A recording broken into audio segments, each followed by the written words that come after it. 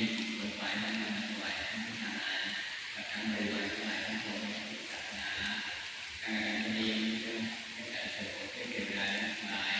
ขอมีบุญญาและแม่ขอพระพุทธเจ้าสะสมบุญกุศลในหลายเหล่านี้ได้ในส่วนบุญกุศลขอทำในทั้งหลายของท่าน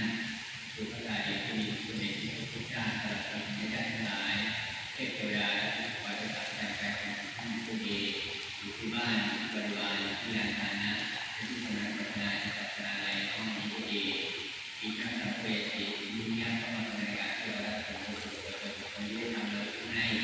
ก็ขอให้ท่านที่เรามีจิตได้ในส่วนบุญกุศลนี้โดยที่เป็นธรรมชาติที่ว่ายะถาวะริวหาปุราตารุเรนชาคาเอวะเมวัยสุตินาเปตานังสุปปฏิอิทิตังวะริจันตุหังทุกเมตุเตมิสุตัพเพเปเรสังฆา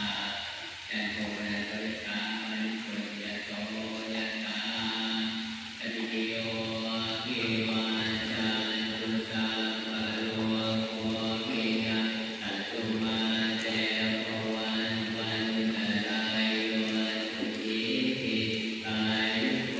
ภวะอภิวาทนาสิริสเนจังวันตาปัจจายโนจัตตารโอธรรมาวัฏฏันติอายุวันโนสุขังภะลังสัพพะพุทธานุภาเวนะสัพพะธัมมานุภาเวนะสัพพะสังฆานุภาเวนะพุทธะรัตนังธัมมะรัตนังสังฆะรัตนังติณังรัตนานังอานุภาเวนะจตุราสีติสหะธัมมะขันธานุภาเวนะปิฎกตยานุภาเวนะจินสาวกะนุภาเวนะสัพเพเตโลกาสัพเพเตพยาสัพเพเตอันตรายาสัพเพเตอุปัฏฐวาสัพเพเตจุนนิมิตตาสัพเพเตอมมังคลาวินาสันตุอายุวัฏฏโกจันตวัฏฏโกสิริวัฏฏโกยศวัฏฏโกพลวัฏฏโกวันนวัฏฏโกสุขวัฏฏโกโหตุสัพพทาตุกะโรภคยาเวอาโสกาสัพพุตุปัฏฐวาอเนกาอันตรายากิริยาสันตุตเตยะถาทยติอิตนังลาภังสวัสดิภคยังสุขังพลังสิริอายุกวันโนจะโกคังพุทธิจยสวาสัตวันสาจอายุแต่ชีวสิทธิโกวันตุเต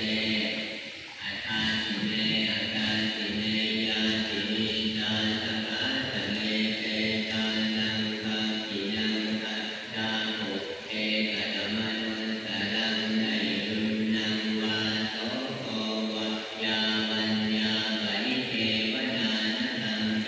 ตานัมัสสายะเอวังติทันติยาตโยอายัตตะโพธังอินาทินนาสังฆังอิสุปฏิปิตาติกะระตังอิตายาสัทธานะโสอุปกะปฏิโสยาติธัมโมตายังนิคัสสิโตเป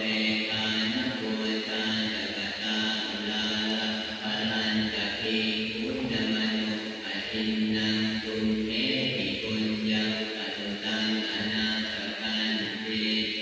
ภวันตุสัพพะมังคลังรักขันตุสัมปะเทวตาสัพพะพุทธานุภาเวนะสัทธาโสติภวันตุเตภวันตุสัพพะมังคลังรักขันตุสัพพะเทวตาสัพพะธัมมา